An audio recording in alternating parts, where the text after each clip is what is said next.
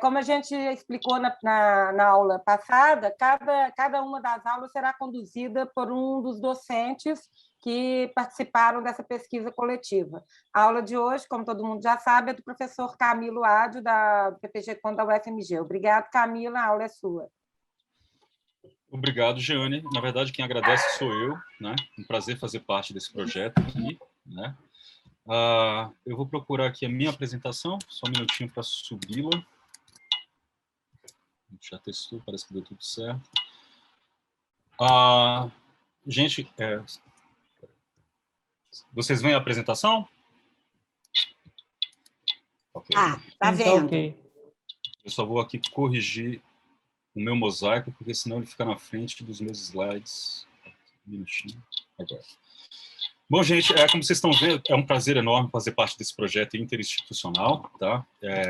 E vai ser um prazer maior ainda compartilhar com vocês algumas reflexões acerca das relações entre teorias conspiratórias, verdade e democracia, que é o título do capítulo, né, do nosso livro, o capítulo que eu escrevi para o nosso livro. E também, obviamente, vamos adentrar numa discussão, como vocês talvez já tenham visto lá no capítulo, acerca de comunicação digital, as interfaces entre teoria conspiratória, comunicação digital, processos de desinformação, ok? Então, sem maiores delongas, né, temos aí teorias conspiratórias, verdade e democracia, e como estamos aqui num ambiente repleto de especialistas na linguagem, semiótica, eu vou propor algumas semioses para que nós comecemos a esquentar o motor, né, para refletir sobre teorias conspiratórias. Então, passou para vocês? Vocês estão vendo uma foto? Ok. Então, uma outra coisinha. Se vocês quiserem me interromper em algum momento para colocar alguma observação, etc., podem fazê-lo sem problema, tá ok? Isso não vai me constranger, muito pelo contrário, tá certo? Então, como vocês estão vendo aqui, né, eu vou aqui tentar estimular algumas tantas semioses com vocês, né? Então, acho que nós temos aqui uma imagem que talvez já tenha se tornado uma espécie de um índice, para além de uma iconografia de um ator que vocês conhecem, o Alec Baldwin, né? Mas é uma foto que circulou muito, né, nas redes digitais, que de alguma forma se tornou um índice, né, para um acontecimento trágico. Né? Como vocês já devem saber, o Alec Baldwin acabou disparando uma arma que deveria ter munição de festim, mas tinha uma munição verdadeira, e acabou matando uma jovem diretora de fotografia. Isso no set de filmagem do novo filme dele, que, se eu não me engano, se chama Rust, né, nos Estados Unidos.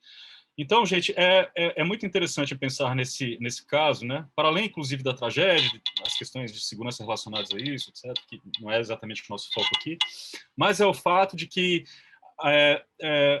concomitantemente à velocidade com que essa informação circulou e como se apurou, inclusive, todos os elementos aí que estão por trás dessa polêmica, porque acabou se tornando uma polêmica, vimos numa velocidade crescente também o surgimento, né, de determinadas hipóteses conspiracionistas acerca das motivações que estariam, ou as intencionalidades que poderiam estar por trás, né, desse acidente, né, que ceifou a vida, portanto, de uma jovem mulher. Né? Não sei o quanto vocês foram expostos inadvertidamente com essas narrativas, mas alguns tantos especulam que talvez o técnico responsável por esse tipo de equipamento foi demitido, que, portanto, ele poderia ter, né, de alguma forma, sabotado essa arma e provocado essa tragédia. Mas eu acho que mais importante do que isso, na verdade, foram as outras semioses, né, que fizeram referências a esse fato. Em um determinado momento, falou-se muito mais de um outro ator, de uma ocorrência similar que aconteceu há alguns tantos anos. Eu ainda era adolescente. Vocês devem conhecer esse sujeito. O nome dele é Brandon Lee, né, filho do Bruce Lee. E ele faleceu no set de filmagem de um filme que era uma sequência de um filme que acho que teve uma grande bilheteria no mundo inteiro, chamado Corvo. E ele... Oi, gente. Alguém falou alguma coisa? Tá acontecendo tudo certo? Jeane travou alguma coisa? Eu ouvi alguém falando, tá tudo certo, né? Então, ok. O Brandon Lee, ele morreu da mesma forma, né? Uma arma que deveria ter, portanto, balas de festim, né? Acabou, na verdade, tendo uma bala de verdade. O ator que estava contracenando com ele, que disparou a arma, acertou ele no estômago e ele morreu. O interessante é que isso, inclusive, é muito antes da gente imaginar a própria ideia da internet, né? Como uma rede com acesso tão ampliado, né? Uma rede de computadores com acesso tão ampliado, e nem imaginávamos ainda uma plataformização da vida, né? E é muito interessante porque esse caso, né, trágico também, acabou fazendo com que muitas teorias conspiratórias numa era pré-internet para explicar a morte do Brandon Lee surgissem, né? Inclusive, elas foram sendo recauchutadas, né? Foram sendo reformuladas e adentraram a era digital, certamente. Não é à toa que se falou, inclusive, do Brandon Lee, né? Não foi apenas por conta da similaridade do acidente com o que aconteceu no set de filmagem, né? do Alec Baldwin, né? Mas simplesmente porque, mais uma vez, uma série de teses e de teorias que explicariam a morte estranha por trás de Brandon Lee foram colocados aí à mesa.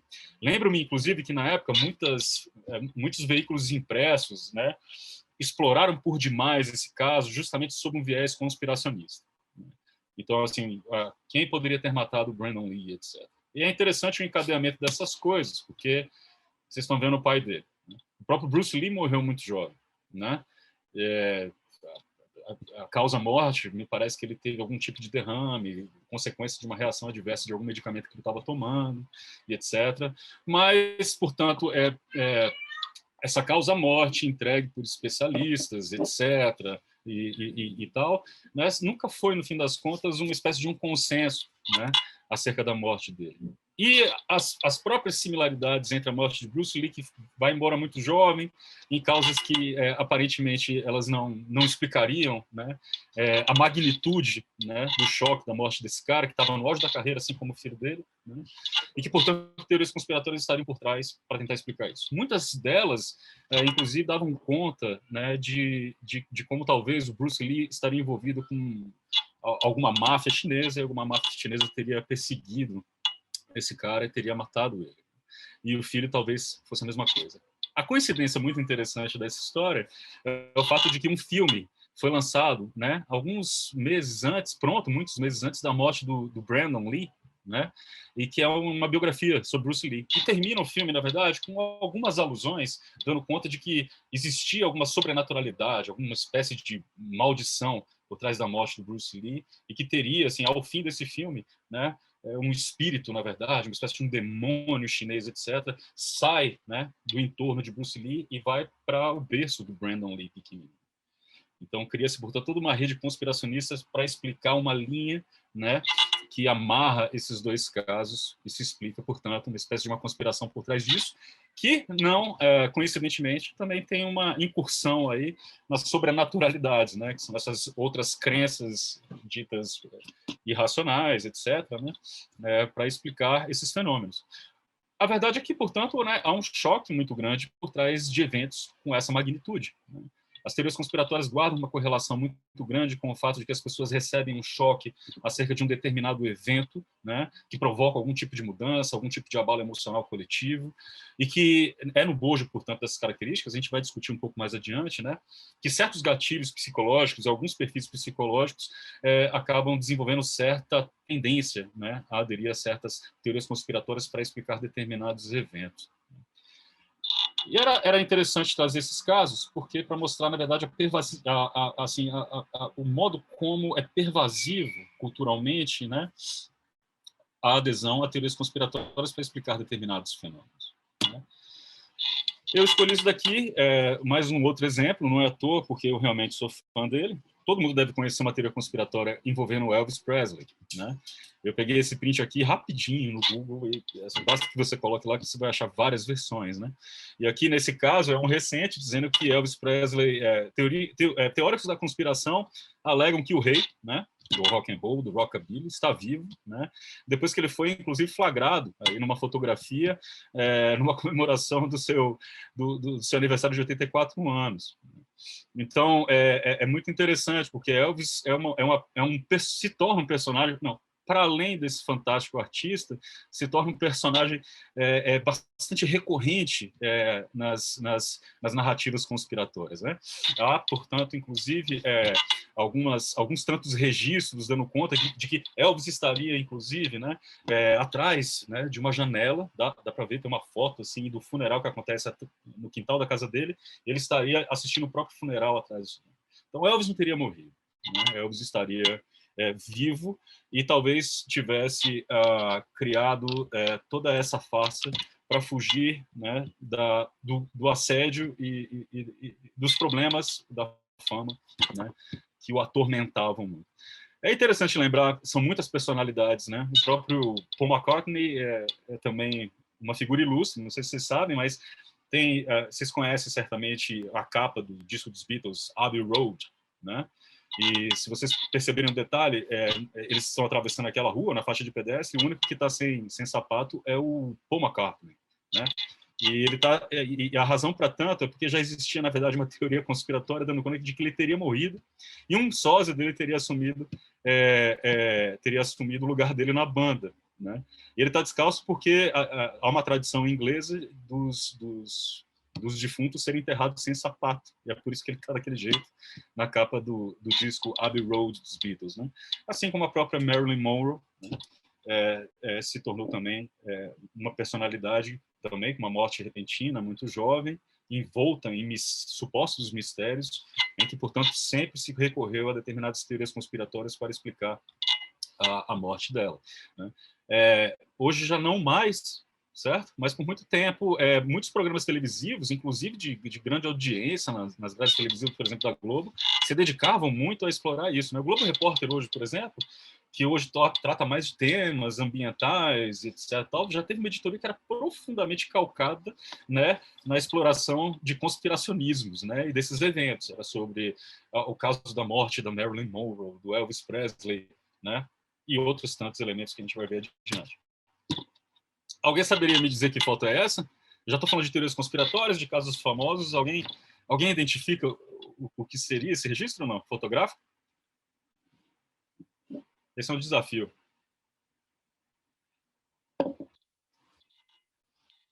Não sei se vocês conhecem esse caso, né? Mas esse senhor aí, que eu não sei exatamente se ele é um policial, se ele é um perito da aeronáutica americana, mas ele está segurando o que seria assim, restos de um balão meteorológico que teria caído na cidade de Roswell.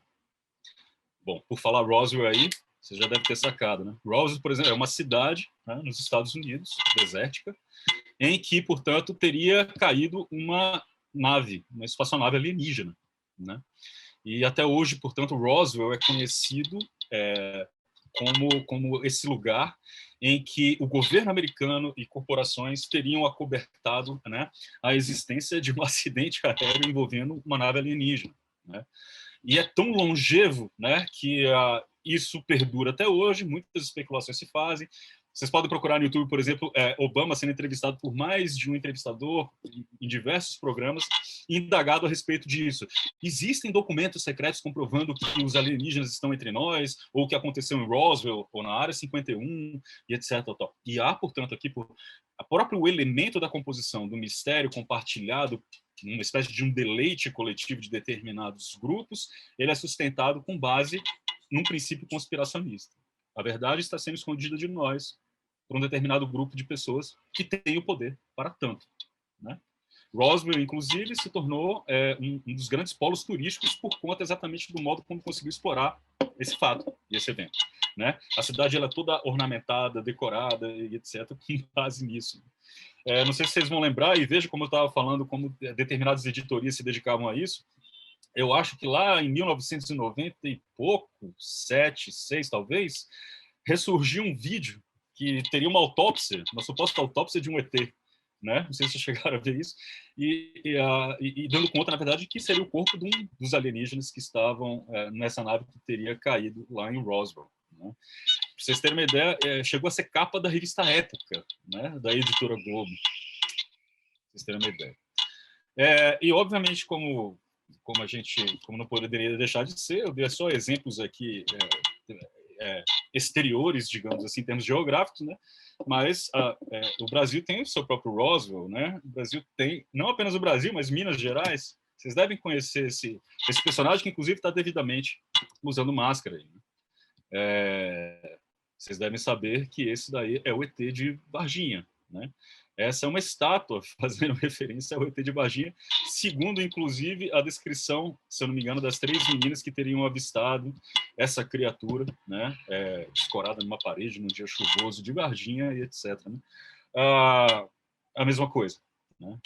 Toda a narrativa sobre esse fato, né, ela advém justamente de uma ideia, e os ufólogos entram nessa história também, com muita força, de que movimentos estranhos teriam sido identificados antes do surgimento, antes do aparecimento ou avistamento dessa criatura alienígena, viram caminhões do exército circulando na região, e que, portanto, né, teriam ali trabalhado para cobertar o fato, né, nos esconderam a existência desses bichinhos aí entre nós, né?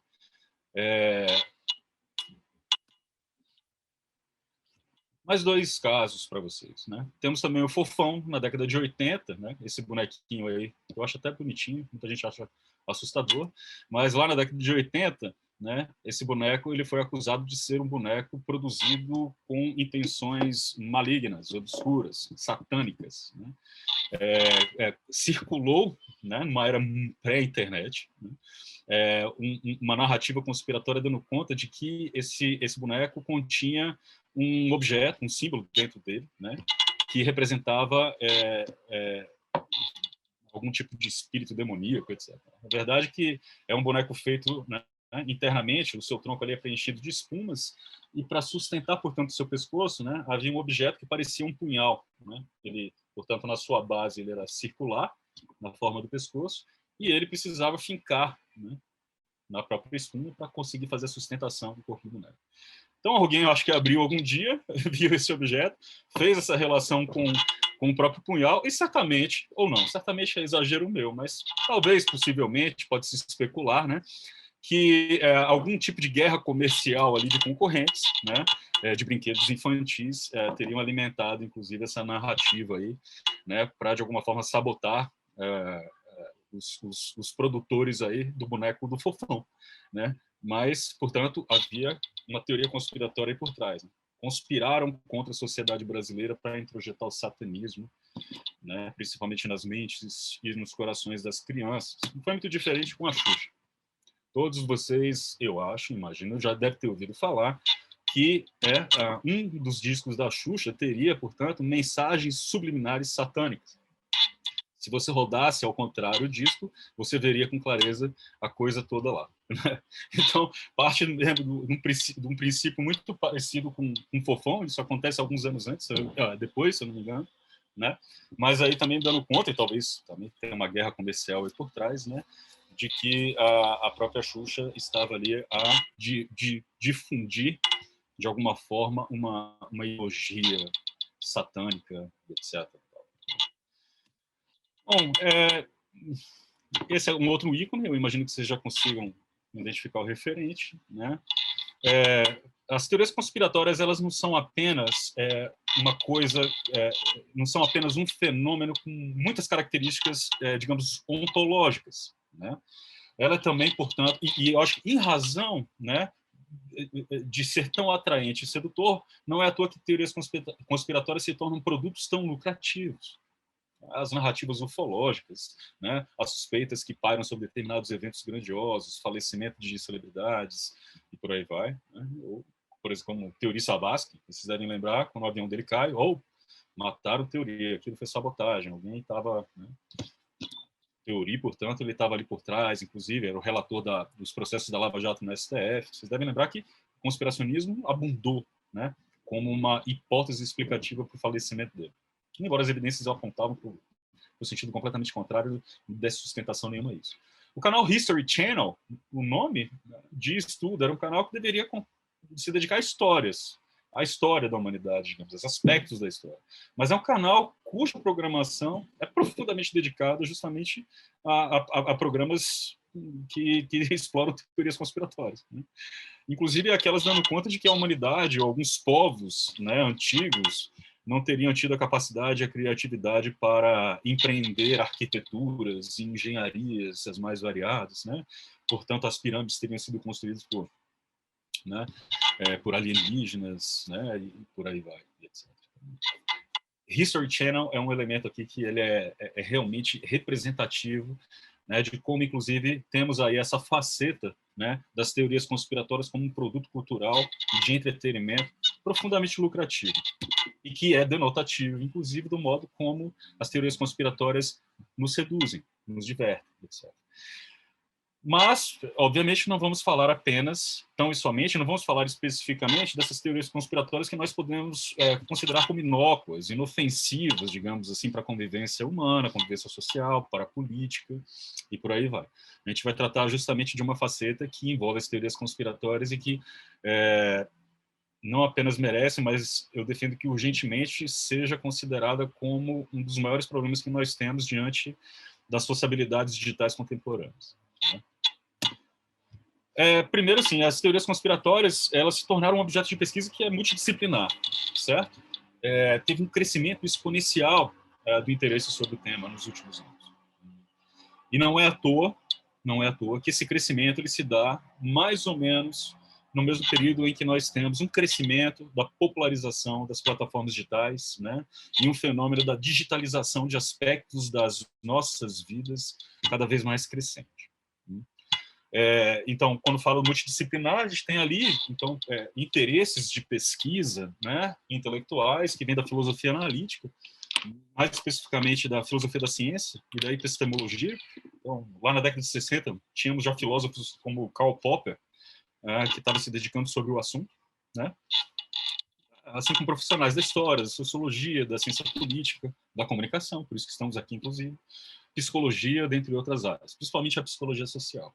E aí, para vocês terem uma ideia, em 2019, o crescimento dessa preocupação de pesquisa, né, em 2019, assim, né, a gente chega a uma média de um novo artigo publicado por semana sobre o tema. Isso é 2019, estamos em 2021, e para vocês terem uma ideia, essa semana eu falei assim, deixa eu procurar mais algumas coisas para ver se eu acho uma novidade, dar uma robustez maior às referências que eu vou apresentar nessas aulas e cair em números de começar a pesquisar, né, buscar novas referências bibliográficas sobre o tema.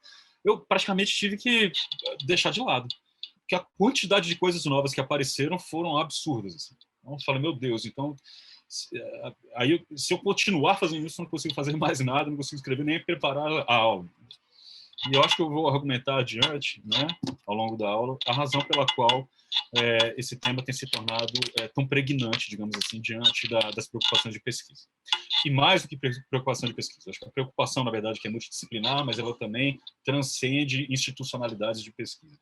Preocupações sociais e políticas, instituições e órgãos de governo, né, e organizações da própria sociedade civil preocupados com essa questão. Eu não sei se tem alguém da Fiocruz aqui, mas, inclusive, o pessoal da medicina, né, da saúde coletiva, profundamente preocupado com a influência, né, de fake news, desinformação, e teorias conspiratórias são fundamentais para se compreender esses fenômenos, né, no comportamento de hesitação vacinal.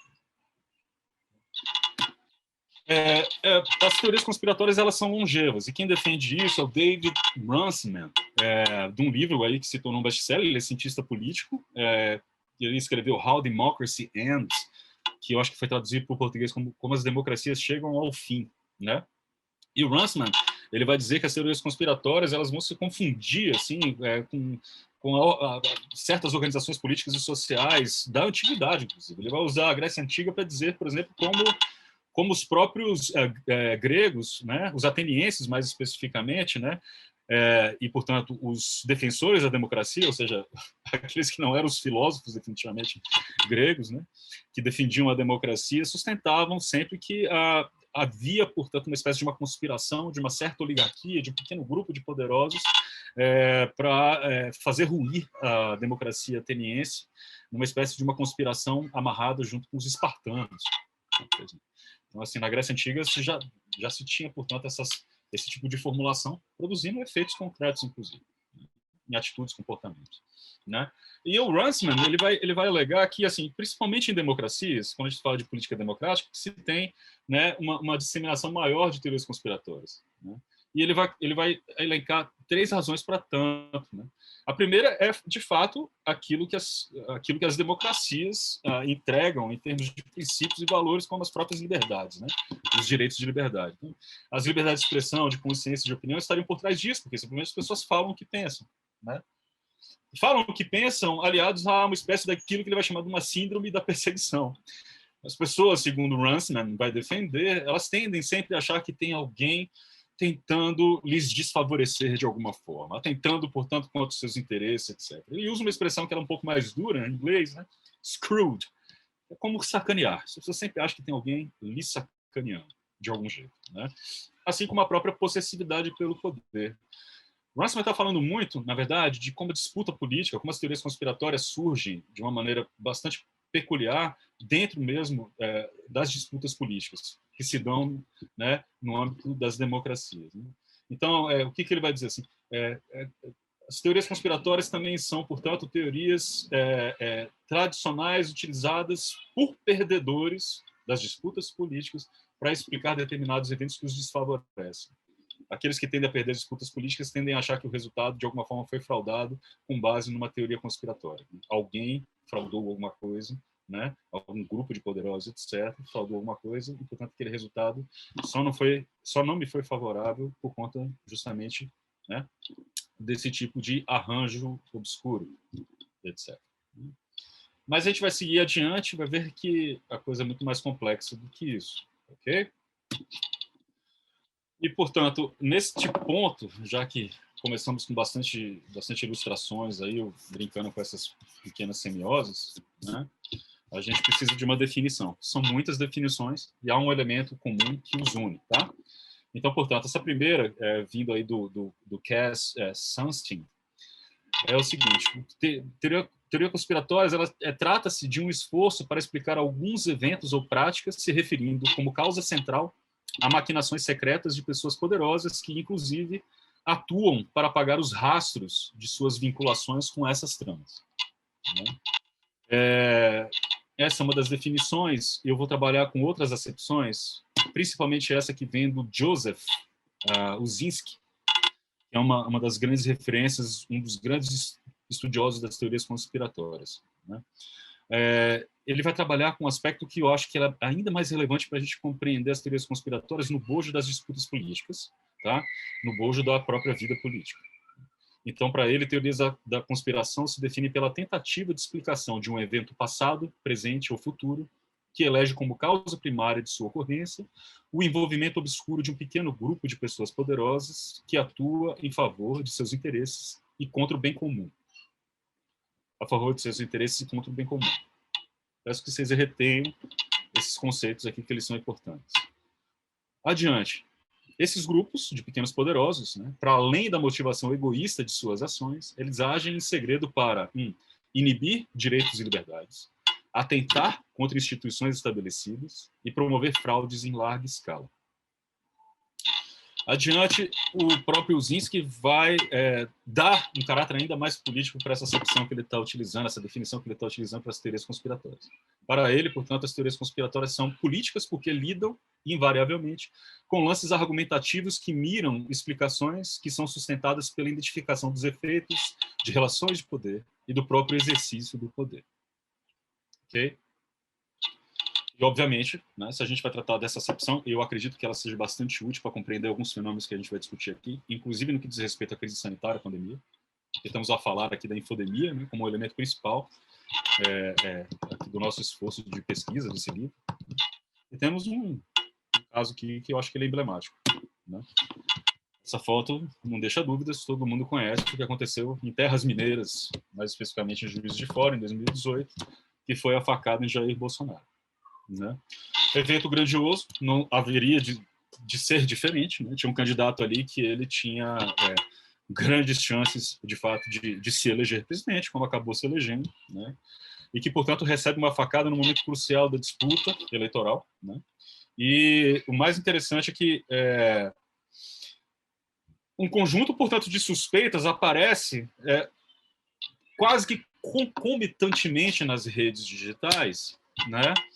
Com as revelações do que tinha acontecido, as próprias apurações, né, as factualidades da coisa. Ao mesmo tempo que a gente tomava conhecimento de que um cara teria esfaqueado Jair Bolsonaro, que ele teria sido transferido para um hospital, que etc. Tal, já havia, né, já haviam hashtags, já haviam comentários sociais nas redes digitais, dando conta de que tem alguma coisa errada aí. Essa história não está me parecendo, né, crível, não está me parecendo plausível ou verossímil. Né? O interessante dessa história, gente, é que a gente temos dois lados. Tivemos dois lados em disputa, né, para o estabelecimento de qual narrativa conspiracionista estaria nesse evento. Mas percebam aqui, portanto, né, que recentemente o Joaquim de Carvalho, que é um jornalista do Brasil 247, lançou um documentário que foi profundamente repercutido pelas redes de esquerda, mais especificamente as redes petistas, eu diria, né, por conta de uma clara afinidade entre o próprio site e o Partido dos Trabalhadores, que se chama Uma Feicada no Coração do Brasil. Bom, o título já diz tudo, né? Feicada. Então, não é verdade. Há já uma premissa aí por trás. Então, assim, por mais que o Joaquim de Carvalho tenha querido dizer que existem lacunas na investigação, que deveriam ser mais bem exploradas, investigadas, etc., o título não deixa mentir que tem uma premissa aí por trás. Há uma convicção, primeira, de que não, é uma feicada, e depois a gente vai procurar a razão pela qual aquilo foi uma farsa. Inclusive, para mim, eu até estava contando aqui, antes de começar a aula, eu sou colunista da Carta Capital, e aí, como estudioso também das teorias conspiratórias, eu tinha que falar sobre isso. Escrevi um texto, Joaquim de Carvalho odiou. Inclusive, o Joaquim de Carvalho gosta de conspiracionismo, né? Ele falou assim, essa matéria foi encomendada pela grande imprensa, mal ele sabe que eu não recebo um centavo, inclusive, para escrever para a Carta Capital. Né? Mas estava ali. E eu acho, inclusive, esteticamente, plasticamente, há vários elementos ali, portanto, assim, uma espécie de uma semiótica sonora, visual e etc., que guarda uma correlação com os gêneros sensacionalistas de programas conspiracionistas muito parecido. Sempre aquela música com determinado tom, dando um ar de suspense, né? De alguma forma sugerindo desconfianças. Há uma autorreferência muito grande. Joaquim de Carvalho sempre é o sujeito que se entrevista, uma coisa bastante autorreferente, etc. O grande fato é isso. Então, o elemento fundamental aqui é que esse evento ele se encaixa exatamente na definição ali do Joseph Wilczynski para as teorias conspiratórias. Vamos relembrar? Então, primeiro, a facada, né, como, portanto, uma conspiração, pelo menos na tese conspiracionista anti-bolsonarista e à esquerda, né, de que teria sido uma encenação.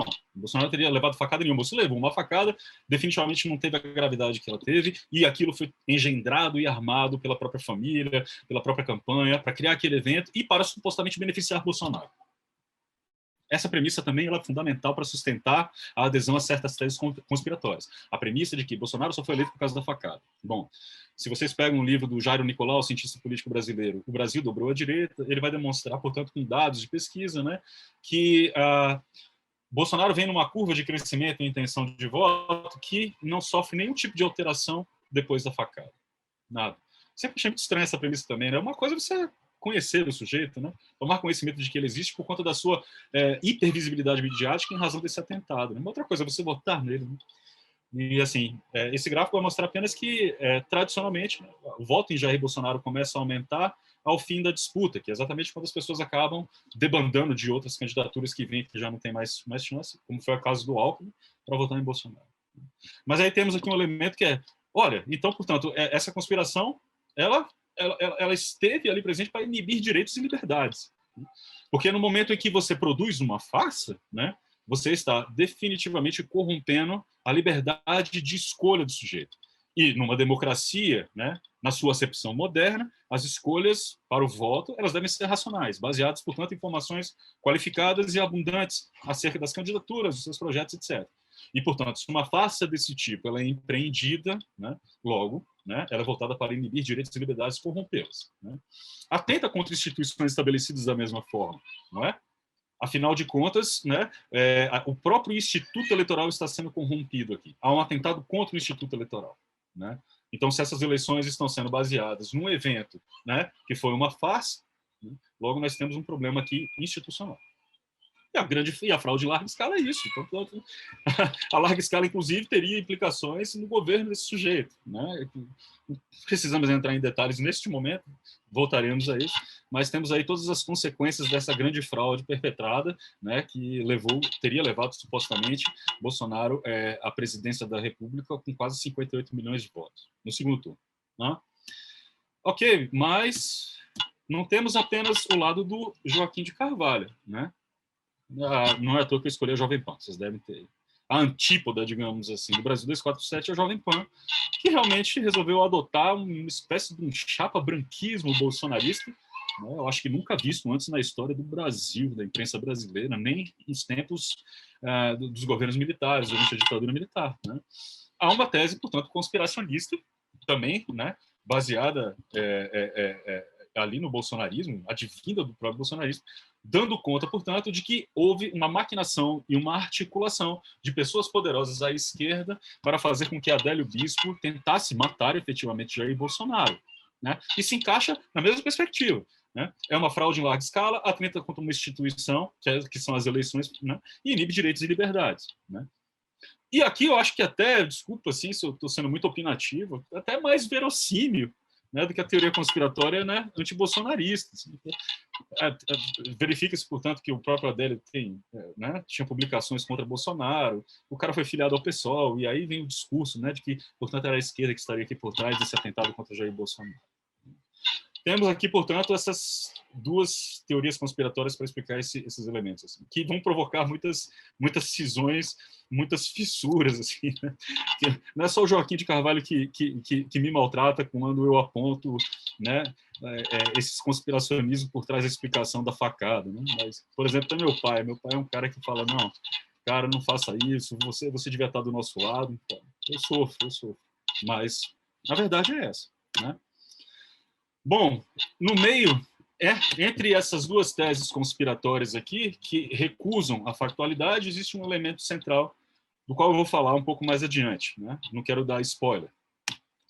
Mas eu vou trazer aqui algumas variáveis explicativas por trás, portanto, dessas teorias conspiratórias. São muitas variáveis aqui que advêm principalmente da psicologia social. Né?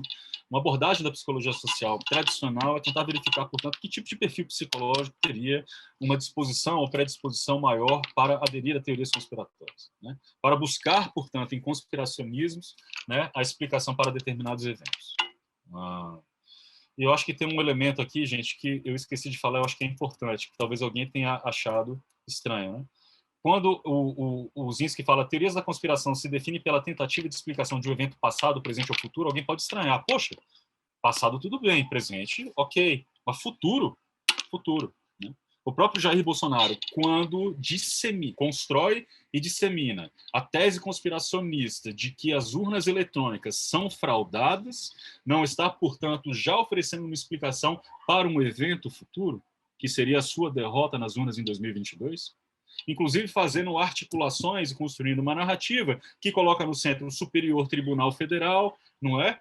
Que acaba decidindo pelo restabelecimento dos direitos políticos de Lula, que acaba entrando, portanto, na disputa presidencial e ascende vertiginosamente nas intenções de voto, e que uma grande conspiração estaria por trás disso. Olha, vejam vocês como a teoria conspiratória aqui é usada para explicar eventos futuros também, tá? Para que não fique esse fio desencapado aí, né? E algumas variáveis explicativas, né? As teorias conspiratórias, elas talvez aconteçam, né? E alguns estudos que indicam isso, né? Porque ela funciona como instrumento, como um recurso cognitivo para organizar o mundo.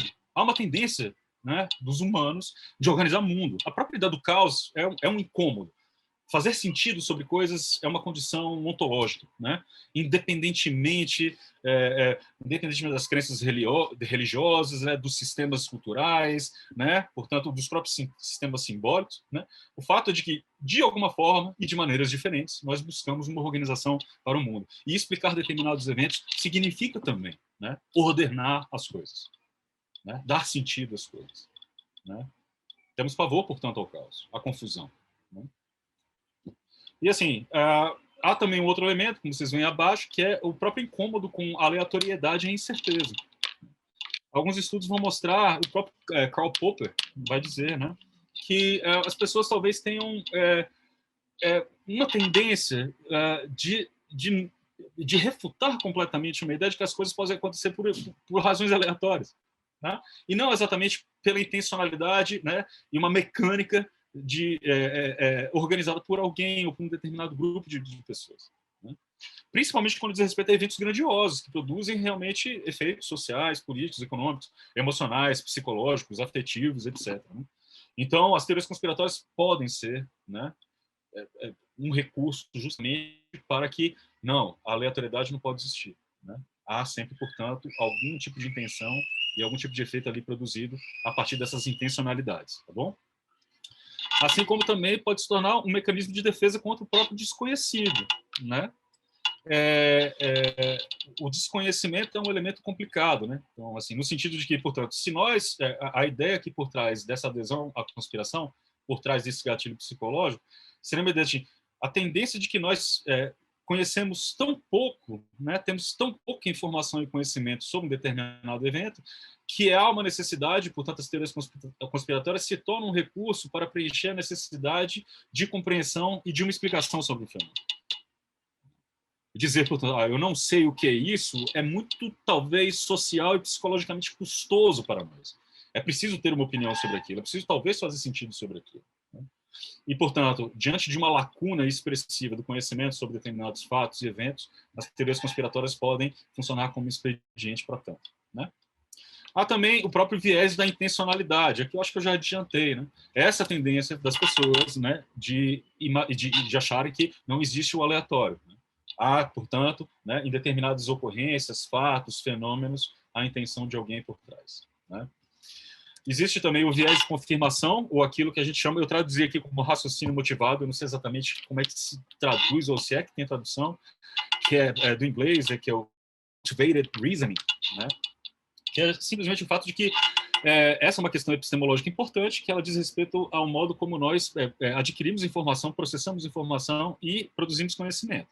Né? É o fato de que nós tendemos, portanto, a refutar, né, e desconsiderar informações que colidem com os nossos sistemas de crenças e nossas convicções prévias. Certo? Então, portanto, nós temos essa tendência para viés de confirmação, de aderir a informações que reforcem as nossas convicções prévias, para evitar aquilo que se chama de dissonância cognitiva, que é justamente o desconforto, né, que determinadas informações que colidem ou falsificam nossas crenças e convicções produzem. Okay? Esse seria a própria ideia do raciocínio motivado. Essa é a nossa tendência de sempre escolher. E as teorias conspiratórias estariam por trás disso. Bom, não é à toa, portanto, eu vou adiantar então um pouco. Se você produz uma grande convicção de que existe um tratamento precoce, eu não vou entrar nem na ivermectina e hidroxicloroquina, vamos ficar na vitamina C, na vitamina D e exercícios cardiorrespiratórios que supostamente seriam benéficos para combater a Covid-19, né? Se você apresenta evidências científicas, fatos, demonstrações, né, para um sujeito que sustenta essas ideias, a tendência é que algum tipo de teoria conspiratória seja ali, portanto, utilizada por esse sujeito, né, para dar conta de que a verdade está sendo escondida de nós por algum grupo poderoso, que podem ser de cientistas, organismos internacionais, corporações, a indústria farmacêutica e por aí vai. Para manter, portanto, a minha convicção. Então, as teorias conspiratórias, né, esse conspiracionismo, funciona também como um elemento que dá uma espécie de uma sedimentação, uma sustentação, melhor dizendo, para a manutenção de certas convicções. Né? Assim como também as teorias conspiratórias acabam sendo mais abundantes entre aqueles que se identificam uma baixa capacidade analítica. Né? Ali, entre parênteses, né, a gente tem o JTC bias, né, que é o jumping to conclusion bias, né, que seria, portanto, esse viés de pulo para a conclusão. Essa tendência dos sujeitos de concluírem, né, antes de analisar com maior rigor, né, as informações que estão disponíveis, fazer questionamentos e sistematizar. Então, seria, portanto, uma predileção por uma heurística que colide com uma tendência de sistematização, de uma análise mais sistemática, né, de certos eventos, etc. Assim como também, né, existe por trás da adesão a teorias conspiratórias a própria construção e identificação, né, de grupo, de identidades de grupo. Né? Eu vou mais a gente falar disso, mas por trás desse fenômeno, né, e por trás dessa característica está exatamente um elemento aqui que se constitui com base nessa criação do que nós chamamos de epistemologias tribais, específicas ou grupais. Né?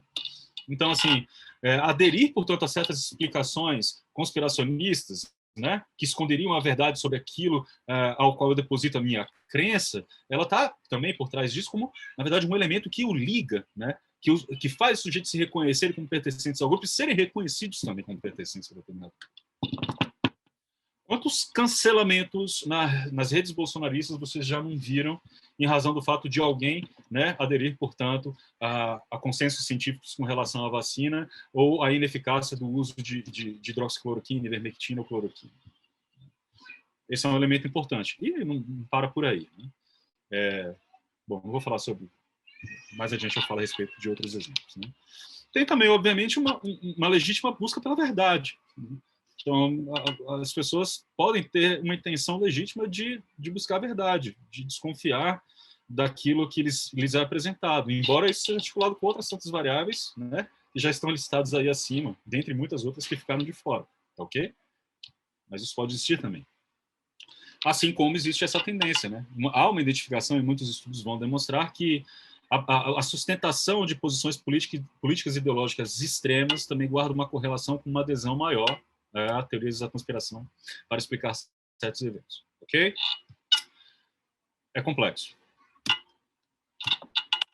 Entre Joaquim de Carvalho e a Jovem Pan estão aquilo que nós chamamos das autoridades epistêmicas, né? Não vamos entrar aqui numa discussão sobre o conceito de epistemologia, mas é preciso deixar claro que, por epistemologia, nós estamos entendendo aqui a disciplina epistemológica, a ciência que dá conta do modo como nós produzimos conhecimento, como adquirimos informação e como produzimos conhecimento. E no bojo disso tem toda uma grande discussão de lastro filosófico secular acerca do estatuto da própria verdade, né? E, portanto, principalmente na nossa acepção moderna, e a gente está falando, portanto, né, da nossa experiência de organização social e política, que é forjada no iluminismo, na modernidade, uma própria ideia da experiência com a democracia, com a ciência, a inter-relação entre essas duas dimensões, não se pode deixar de falar, portanto, nas próprias autoridades epistêmicas. Entre Joaquim de Carvalho e a Jovem Pan News estão autoridades que são aqueles da Polícia Federal responsáveis pela investigação do caso. Né? Então, nós tivemos ali investigadores, todo mundo pode levantar suspeitas a respeito, né? A primeira delas é, olha, se o Jair Bolsonaro já conseguiu aparelhar politicamente tantos órgãos de controle de investigação, por que ele não poderia ter feito a mesma coisa com a Polícia Federal e ter forjado, portanto, né, um parecer que esconde a verdade acerca da facada? É legítimo. Você olha para Augusto Aras, né? Você olha lá para o Ministério do Meio Ambiente, o que se está fazendo com o IBAMA. Os exemplos são enormes. Na própria Polícia Federal sabemos disso. Mas sabemos também que existe algum tipo de resistência. E aí há um outro elemento que é importante aqui, né? A Polícia Federal entregou, portanto, um relatório que não satisfaz nenhuma das pontas, das antípodas, das teorias da conspiração que são mobilizadas para explicar a facada. Jair Bolsonaro queria um relatório que desse conta de que Adélio Bispo teria sido pago, estimulado, recrutado pela esquerda para tentar matá-lo e, portanto, interferir no resultado eleitoral, né? Assim como a esquerda queria, portanto, que colocasse ali no centro da história o envolvimento do Flávio Bolsonaro, né, nessa grande farsa que teria feito com que Jair Bolsonaro se tornasse presidente. Ignora-se completamente o relatório. Não se tem nem conhecimento, na grande maioria das vezes, as pessoas quase não têm conhecimento sobre, né, os meandros, os pormenores daquela investigação e seus resultados, né? Então, grande parte das teorias conspiratórias, gente, elas são construídas e fundamentadas, né, na refutação do conhecimento que é produzido por essas autoridades epistêmicas, né? O que são essas autoridades epistêmicas que a gente tem que considerar tanto como agentes como instituições, tá? São uma rede distribuída de agentes treinados para produzir reivindicações de conhecimento que tornam suas evidências e práticas acessíveis ao escrutínio interno e externo às suas redes de pares. Autoridades epistêmicas, propriamente ditas, são aquelas pessoas treinadas para produzir conhecimento em áreas relevantes e extraírem conclusões de dados válidos provenientes de métodos reconhecidamente não enviesados. E aqui, reconhecidamente não enviesados, como, portanto, um elemento normativo, né? Ok?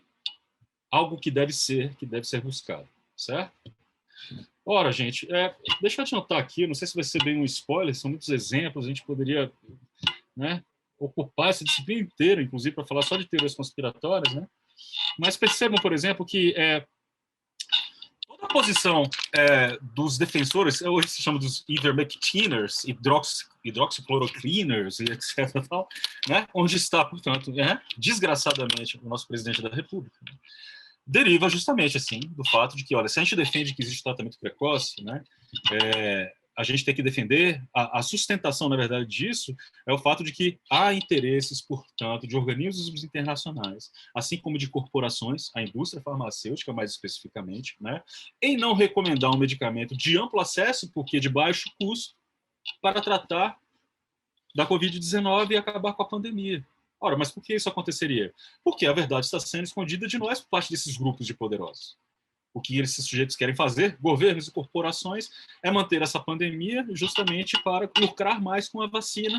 E é exatamente por isso que, né, o tratamento precoce ali não é referendado pelos especialistas. No bojo das teorias conspiratórias, que estão no centro dos processos de desinformação e de fake news, estão justificativas conspiracionistas. Fundamentalmente, para dar um verniz de plausibilidade para a sustentação de determinadas crenças, que podem ser utilizados, obviamente, como estratégias de comunicação, veremos adiante, de campanhas, de desinformação. Né? Eu não quero fazer equivalências aqui, mas é inevitável demonstrar, para que a gente não fique achando, portanto, que a posição política e ideológica seria aquela variável que explica a adesão do sujeito a certas teorias conspiratórias. E achar, portanto, que a extrema-direita, essas são alucinações da extrema-direita. Isso não é verdade.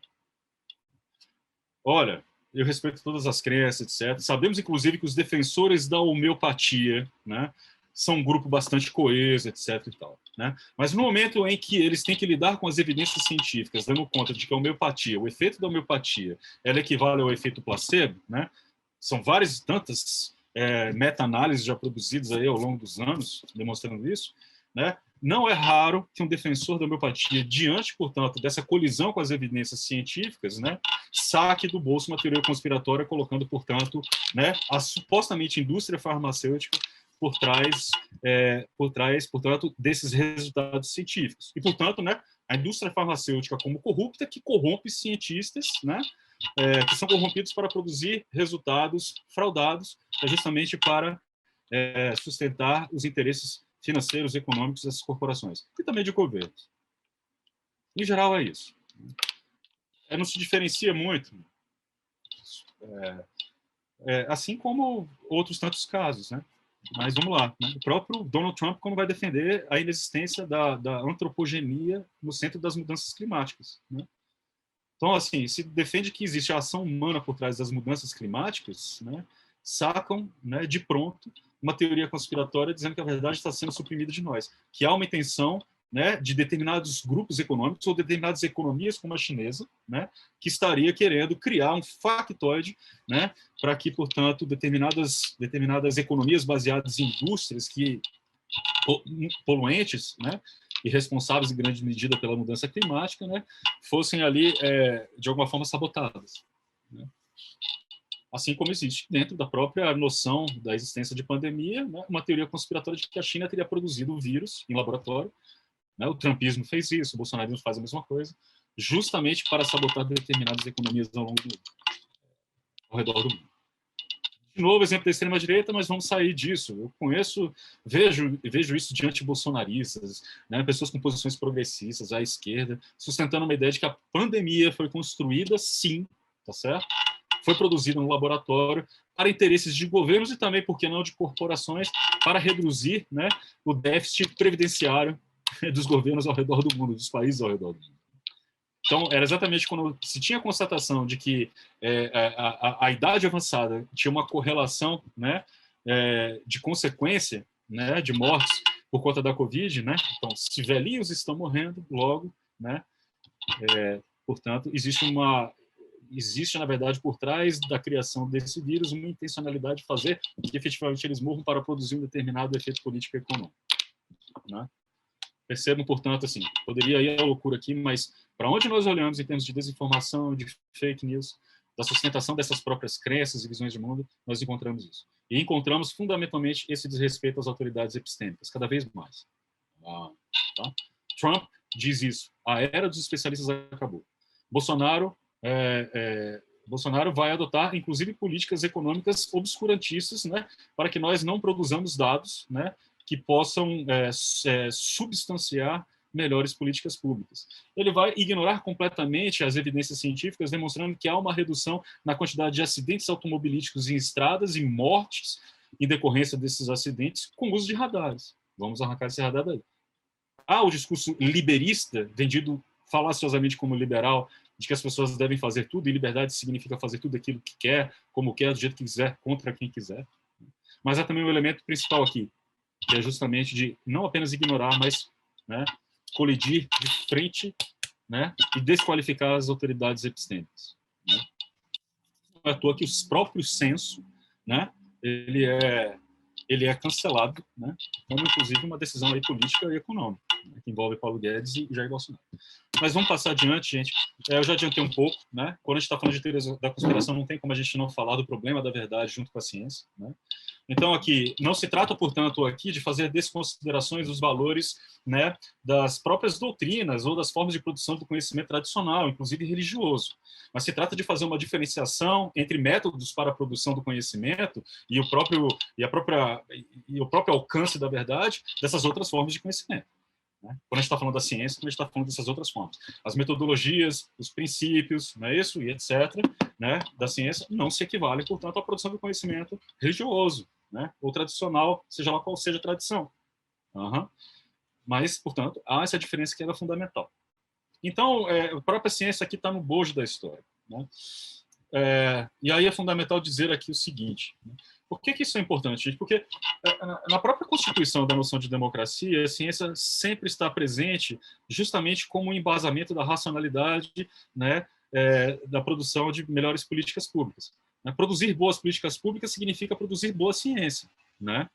E a boa ciência, na verdade, que, né, faz com que nós ataquemos os problemas que as políticas públicas devem atacar.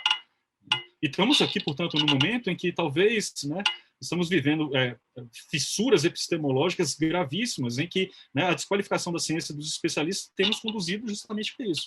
Inclusive inibindo determinados direitos, dos quais a gente não fala, que seria o direito, inclusive, à vida daqueles que ainda não nasceram. Né? Quando a gente está falando da própria mudança climática. Né? De, portanto, sequestrar, né, sequestrar as condições que nós tivemos para nascermos e vivermos, daqueles que ainda não nasceram. Falam, inclusive, da mudança climática. Né? Então, se não tomamos medidas e vamos levando cada vez mais, né, a humanidade ao seu fim, a Terra ao seu colapso total e absoluto, estamos lidando com isso. No bojo dessas teorias conspiratórias, vejam, temos esse grande problema. Atacar a ciência e os especialistas, nesse sentido, é um enorme problema. A gente viu, portanto, o que acontece na pandemia quando temos, né, um executivo, um sujeito, né, com esse tipo de mentalidade, com esse tipo de crença. Né? Então, mas aí tem um elemento, gente, o argumento é da relação fiduciária. Né? Assim, quando a gente está falando de verdade, como, por exemplo, nossa vinculação com determinadas fontes de saberes, de conhecimento, elas não se dão...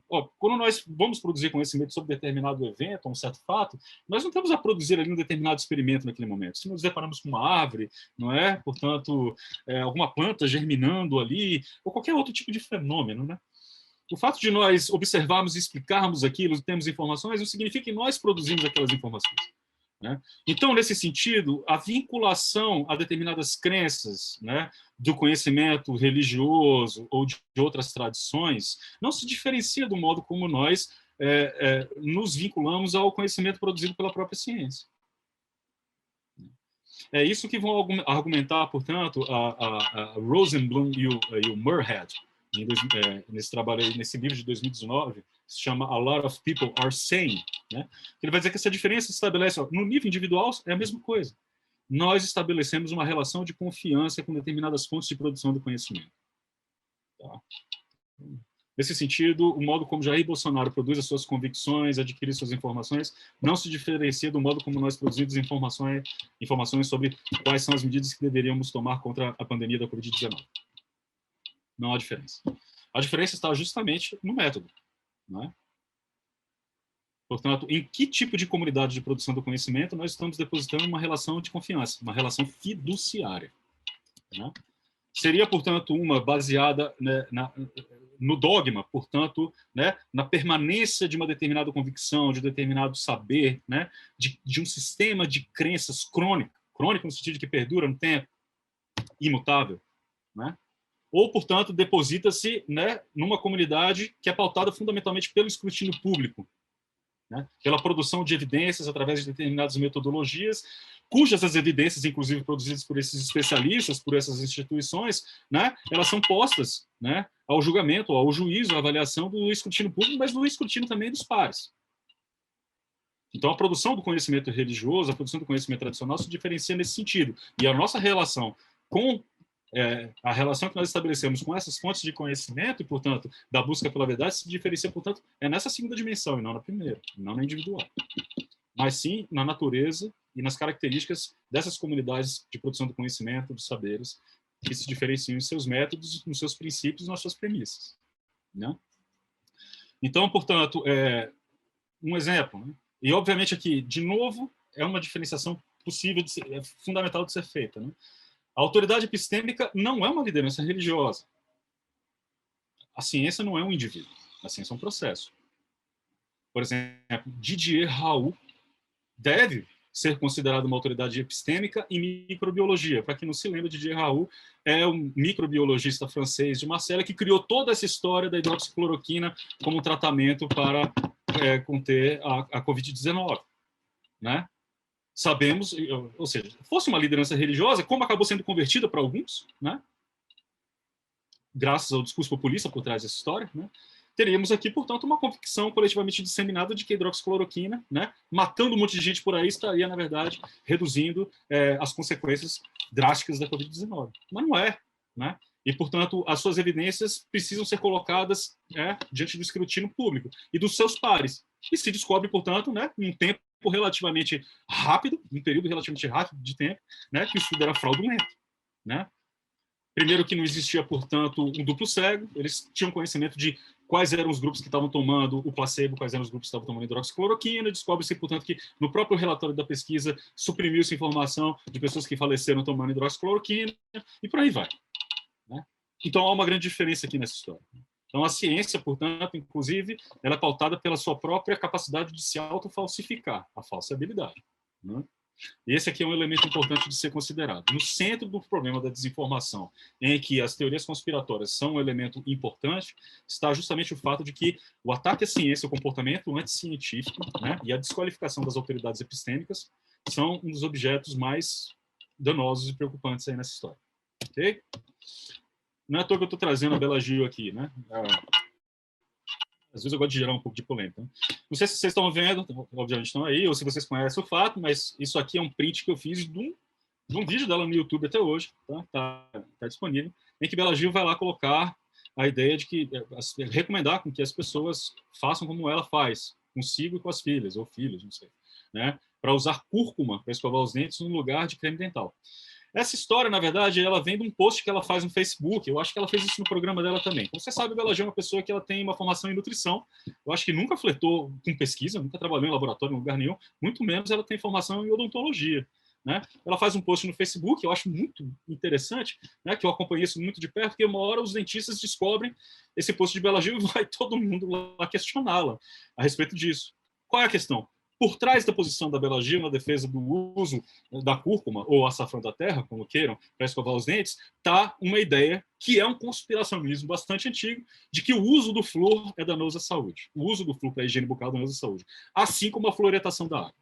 E que estaria, né, correlacionado com alguns tipos de câncer, como mostraram algumas ciências ruins e pseudociências, etc., que já foram desmentidas há muito tempo.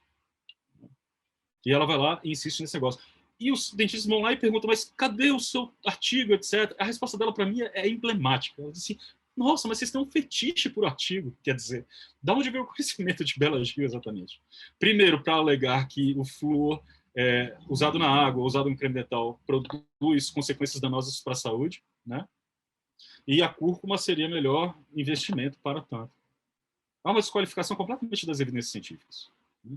Uma colisão frontal, né, com essas autoridades epistêmicas, com as evidências científicas, com o consenso da comunidade científica, etc. Vamos lá.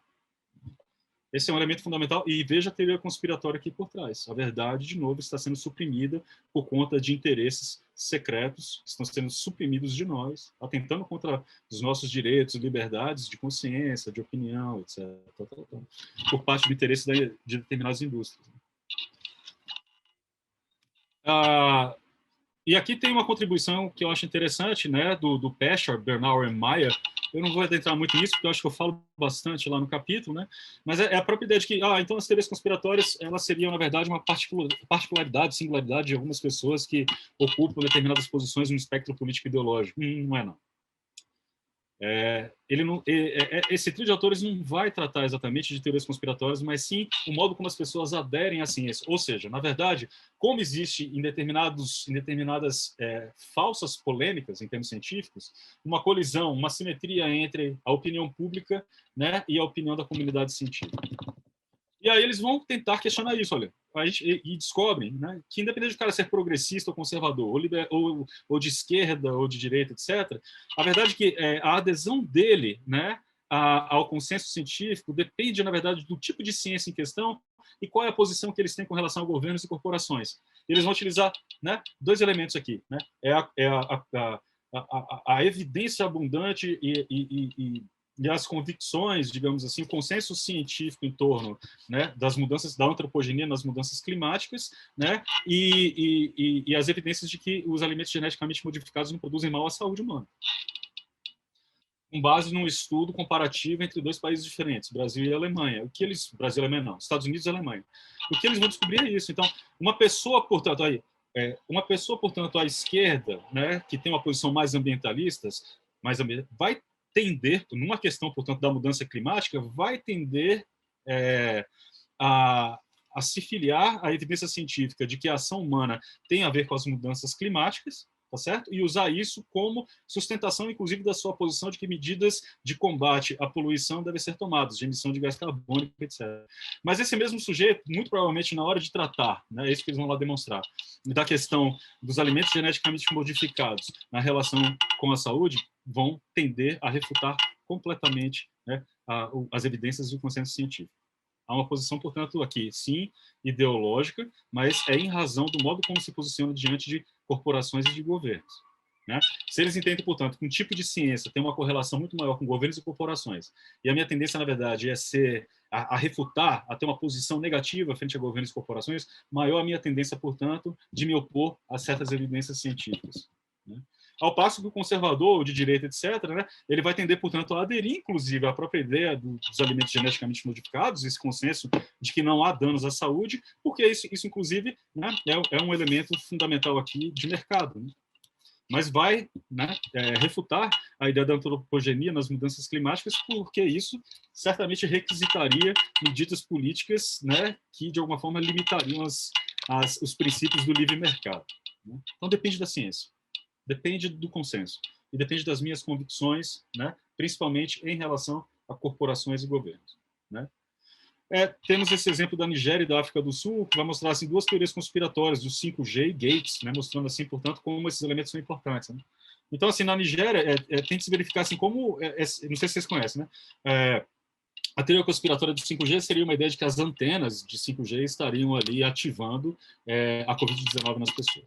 A do Bill Gates seria de que o Bill Gates estaria por trás da produção dessas vacinas com o interesse de inserir um nanochip, microchip, né, nos nossos organismos para fins de controle social, né? E aí vai mostrar assim, nesses dois países africanos, né, que na Nigéria não houve diferença, né, entre a adesão ao 5G, a teoria conspiratória do 5G e do Gates, né? E as duas foram utilizadas igualmente para atacar o governo do momento. Ao passo que, na África do Sul, a adesão ao 5G foi muito baixa. Mas a da teoria conspiratória envolvendo Bill Gates, a vacina, muito alta. Em razão justamente do fato de que há, portanto, um lastro cultural, ideológico e histórico justificado dos sul-africanos, né, de contestar determinadas informações advindas do mundo ocidental, né, por conta justamente dessa própria história da relação do Ocidente com a África do Sul, né? E as teorias conspiratórias serviriam, portanto, para, né, indicar isso aí, reforçar, portanto, essa posição, né? Então, assim, olha, então, há uma grande farsa aqui por trás, porque isso também dá um reforço, portanto, para a posição hostil que ele sustenta com relação a determinadas figuras ocidentais, determinados países, etc. Então, a teoria conspiratória funciona aqui como um elemento também de reforço, vejam, do viés de confirmação. E, assim, teorias conspiratórias no contexto da desinformação e comunicação digital, né? Entrando aqui, portanto, acho que eu já falei um pouco, né? As teorias conspiratórias defendem que está no centro desses processos de desinformação e de fake news, né? Porque eles são veículos poderosos para campanhas de desinformação, como já disse, né? Tem uma capacidade muito grande, né, de se encaixar normativamente com determinadas crenças, reforçá-las, inclusive influenciar determinadas atitudes, comportamentos e cognições, opiniões, certo? Então, é um veículo muito poderoso, né? E porque lida, inclusive, com variáveis socialmente sedimentadas. Essas posições com relação a corporações, com relação à própria ciência, etc., são esses elementos que estão por trás, né, do modo como as teorias da conspiração conseguem ativá-los, catalisá-los, digamos assim, né? E, portanto, lhes dar um caráter de função instrumental de comportamento social, né? Então, assim, a própria noção aqui de desinformação, ela vai ganhar ainda uma consistência porque as teorias conspiratórias dão um verniz de logicidade. E por desinformação, obviamente, nós estamos a falar aqui das informações que são produzidas para gerar confusões, né, para gerar enganos, propositalmente com determinadas intenções políticas. E a teoria conspiratória dá um verniz de verossimilhança, de logicidade, né, para determinadas crenças serem utilizadas e mobilizadas para interpretar determinados eventos, determinados fatos e reforçar certas posições. E há, portanto, aqui um elemento que ele se constitui nas relações humanas, né? Inclusive as nossas próprias internas, né? Que é sempre a premissa do adversário poderoso que conspira. A gente sempre tem que atribuir, né, às figuras que estão por trás de uma conspiração um grande poder, não apenas de articulação e etc., né, mas um poder em termos de posse de recursos para, né, empreender esses eventos e esses fenômenos, digamos assim, né, que acabam por influenciar, né, nas nossas vidas sociais. Não é à toa que governos e corporações sempre entram nessa história, né? Aqueles que vemos como poderosos são aqueles que nós sempre atribuímos uma profunda capacidade e uma efetiva disposição para conspirar, né? É assim, né? É por isso que são governos que estão escondendo a presença dos alienígenas entre nós, ou o acidente lá em Roswell, ou o próprio, imagina, o exército brasileiro escondendo, como se o exército brasileiro tivesse capacidade de esconder a existência lá, a verdade sobre o fato do ET de Varginha. Temos aí, portanto, isso. Assim como tem um elemento principal quando entra, inclusive, na relação com essas redes digitais, né? As teorias conspiratórias, elas prosperam, se difundem, com base nisso que se chama dessas referências mútuas, ou cross-references, né? Se propagam justamente isso. Os sujeitos, né, tendem a reproduzir teorias conspiratórias com base, portanto, num encontro com outros sujeitos que sustentam as mesmas posições e narrativas conspiratórias que se encaixam, de alguma forma, normativamente com os seus próprios sistemas de crenças e suas disposições. Ok? Então, portanto, na lógica das redes digitais, nós pensamos numa própria disseminação de acordo justamente com essa lógica de interação social. Pontos antes profundamente isolados, se a gente pensa numa era de centralização da comunicação para a internet com base nos veículos tradicionais, não teriam exatamente uma capacidade de se encontrarem. Se encontram agora. Inclusive, produzindo fenômenos internacionais de constituição dessas redes. Não é à toa que as teorias conspiratórias, assim como as informações falsas, as falsas informações ditas fake news, né, muitos estudos demonstram que elas se propagam numa velocidade e numa expansão muito maior do que as informações objetivamente corretas e apuradas. Não é à toa. E temos esse trio aqui de autores que vai fazer essa correlação entre teorias conspiratórias e desinformação, um elemento importante aqui, né? Que mostra que as teorias conspiratórias elas se propagam, elas têm origem justamente em sites de notícias que eles não são muito sujeitos, né, à observação pública para produzir um certo fact-checking. E esse é um problema para a gente, né? O próprio elemento do controle social ou controle institucional passa largo, né, da propagação dessas teorias conspiratórias que fundamentam os processos de desinformação de fake news, né? Então, esse trio vai identificar justamente no experimento, né, acho que no Twitter, mais especificamente, né, esse fenômeno, né, que requer medidas, né? Assim como é utilizado, né, eles verificam que as teorias conspiratórias, elas nascem também por meio, não apenas nascem, mas se propagam por meio do uso dessa inteligência artificial, né, do uso, inclusive, de robôs para dar um primeiro impulso que depois ganha uma composição orgânica de disseminação, né. Então, portanto, é um impulso artificial que pode ser, inclusive, gerado para criar um falso clima de opinião que acaba se convertendo num clima de opinião verdadeiro. É o que faz, fundamentalmente, a propaganda bolsonarista, nessas estratégias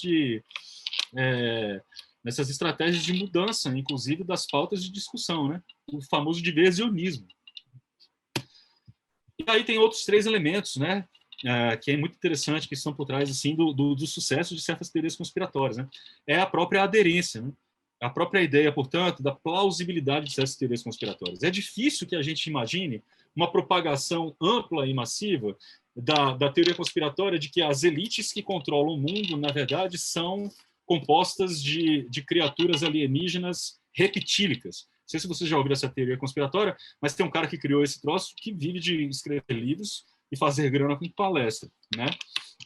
De que, portanto, existe uma grande conspiração mundial e nós somos governados por elites de répteis alienígenas. É difícil pensar nisso, né? Mas existem outros que se encaixam perfeitamente a certos elementos e predisposições, né, que fazem com que essas teorias conspiratórias prosperem. Esse é um elemento fundamental, essa aderência, o stickness, né?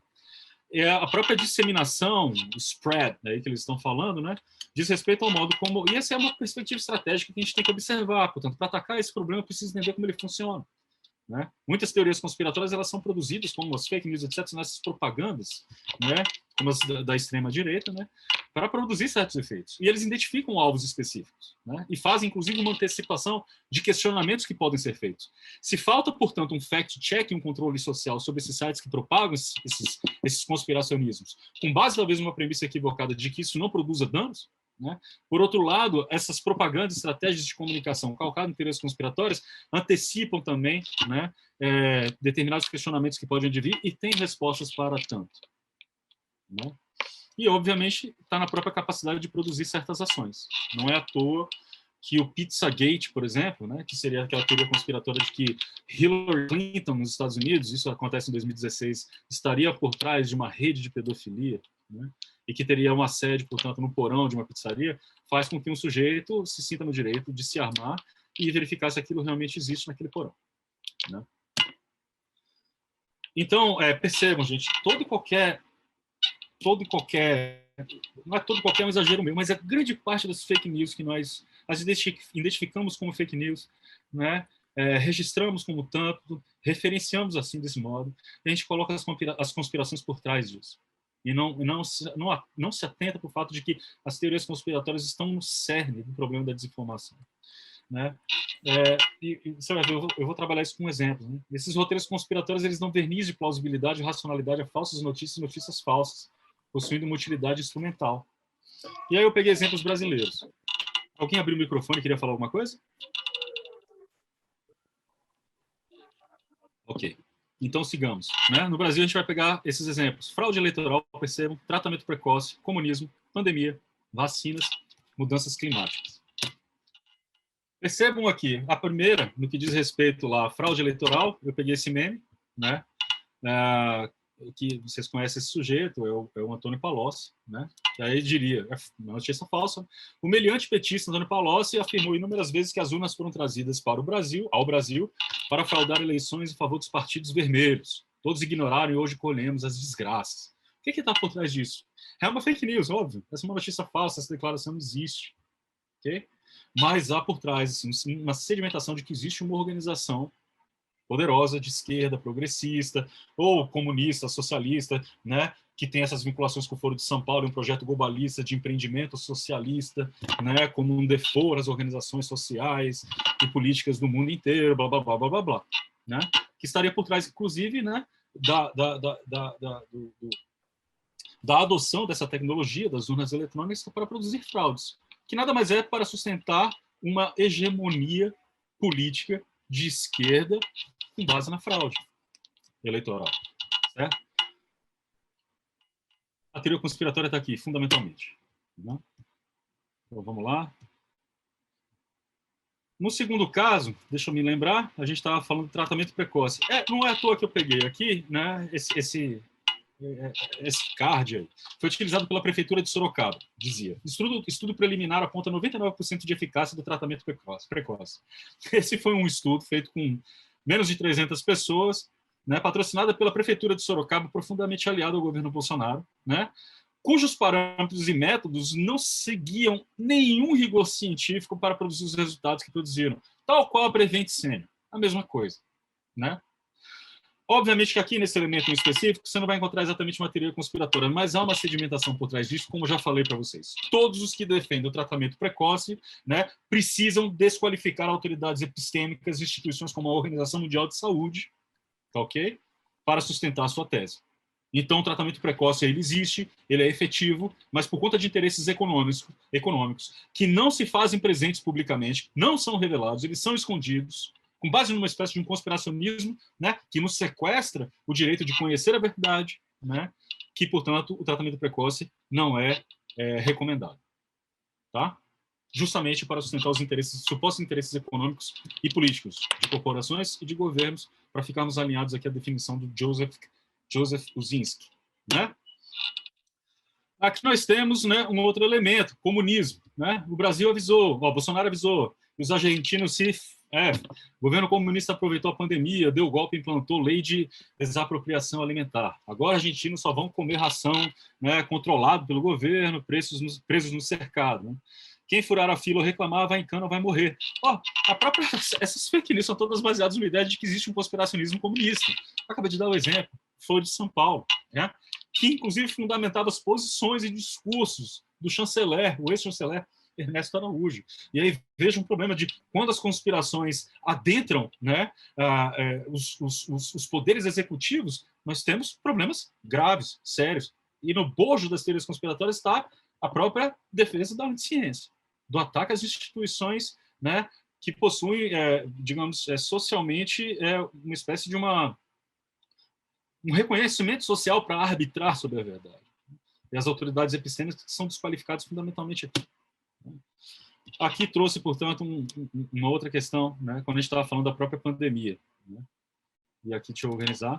Essa é uma notícia do Tempo, que escrita, inclusive, pelo Lucas Negrisoli, que foi um aluno nosso na UFMG, formado em jornalismo, que vai repercutir uma pesquisa, né, feita pelo INCT daqui da UFMG de Ciência Política, do...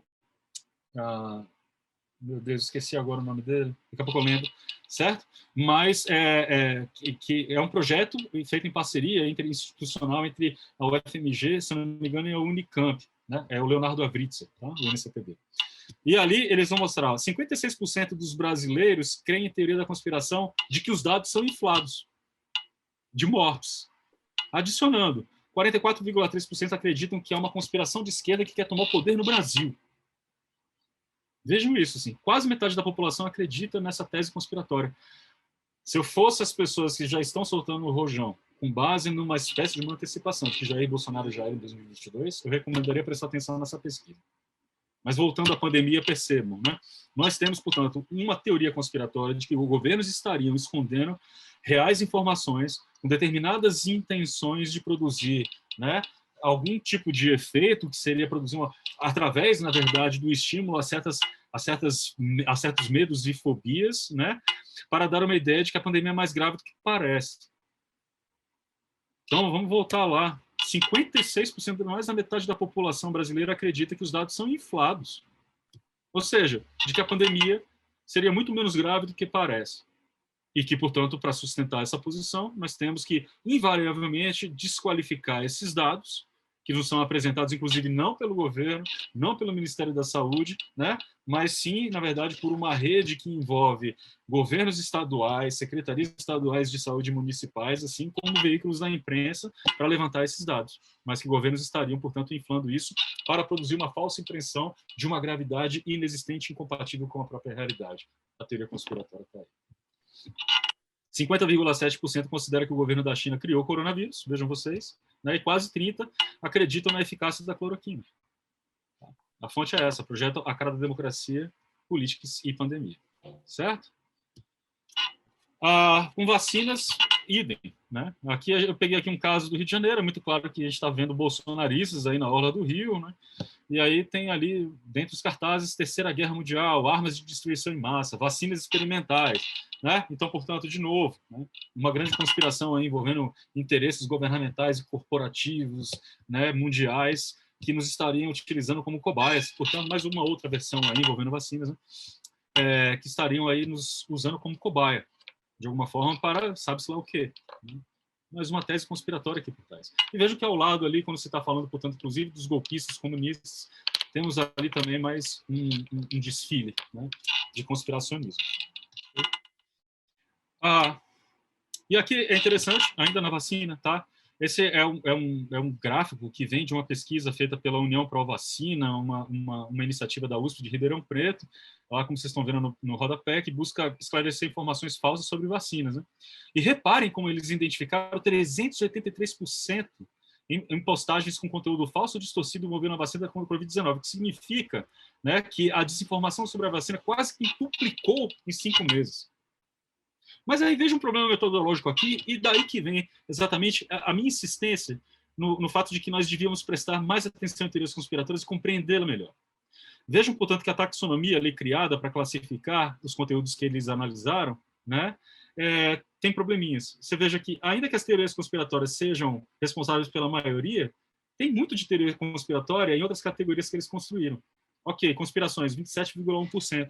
Mas quando você está falando, portanto, né, em chip e em Bill Gates, a gente tem ali 14,2% de Bill Gates. E chip, como já mostrei para vocês nos exemplos, totalmente sedimentado, totalmente justificado em teses conspiratórias envolvendo esses sujeitos ou grupos de indivíduos que atuam nas sombras contra os nossos interesses públicos, inclusive, né, atentando contra a saúde pública.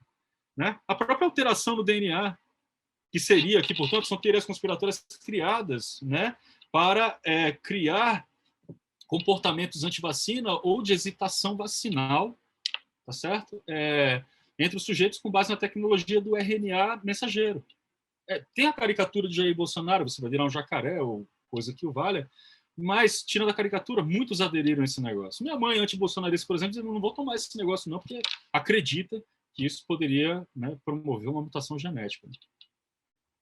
Não é à toa, minha mãe tem uma mentalidade bastante conspiracionista. Ela adere a muitas teorias conspiratórias e definitivamente não é bolsonarista, muito pelo contrário. Né?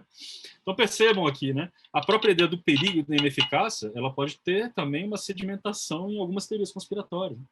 Então talvez, eu acho, né, tenho uma impressão de que as conspirações, as narrativas conspiratórias, as teorias da conspiração estão mais por trás do comportamento anti-vacina e da hesitação vacinal do que nós imaginamos.